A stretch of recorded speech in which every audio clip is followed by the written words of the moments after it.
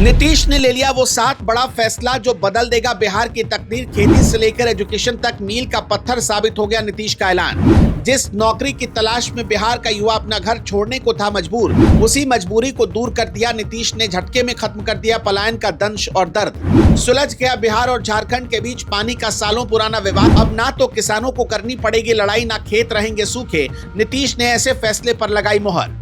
कहा जा रहा है कि बिहार की तकदीर बदलने के लिए जिन 7 बड़े फैसलों का इंतजार पिछले कई दशकों से किया जा रहा था, उन सब पर आखिरकार सरकारी मोहर लग गई।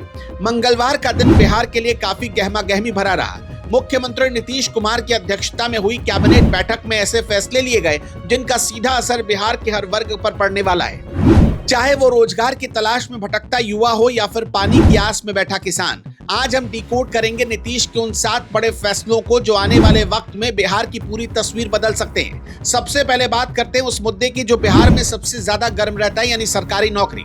कैबिनेट ने कृषि और शिक्षा समेत अलग अलग विभागों में नए पदों के सृजन को मंजूरी दी है। सरकार का यह कदम साफ इशारा है कि आने वाले महीनों में एक बार फिर बम्पर बहाली का रास्ता खुलने वाला है। इसे आप इस तरह से समझिए कि जो युवा नौकरी के लिए दूसरे राज्यों में पलायन कर रहे थे, उनके लिए सरकार ने यह संदेश दिया कि अब मौके घर में ही तैयार किए जाएंगे।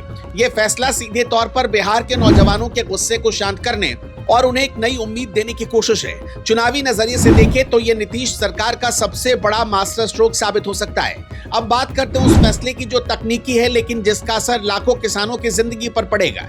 बिहार कैबिनेट ने झारखंड के साथ सोन नदी के पानी बंटवारे वाले ड्राफ्ट एग्रीमेंट को मंजूरी दे दी।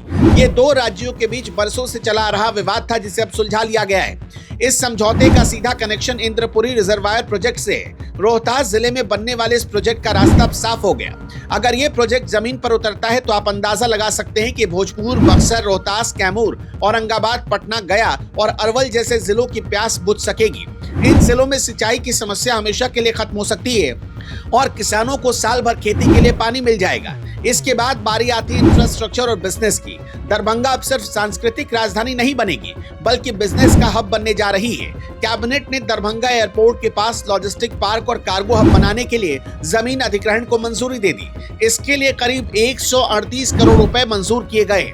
सोचिए, 50 एकड़ में बनने वाला ये लॉजिस्टिक पार्क उत्तर बिहार की अर्थव्यवस्था को कैसे बूम दे सकता है।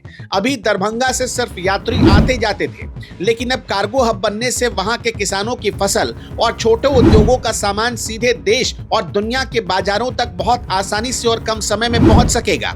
ये फैसला मिथिला बेल्ट को आर्थिक और राजनीतिक दोनों रूप से मजबूत करने वाला है। तो कुल मिलाकर देखा जाए तो मंगलवार की कैबिनेट की बैठक सिर्फ फाइलों पर हस्ताक्षर करने वाली बैठक नहीं थी। इसमें युवाओं के रोजगार से लेकर खेतों की सिंचाई और व्यापार के विस्तार तक हर पहलू को छूने की कोशिश की गई।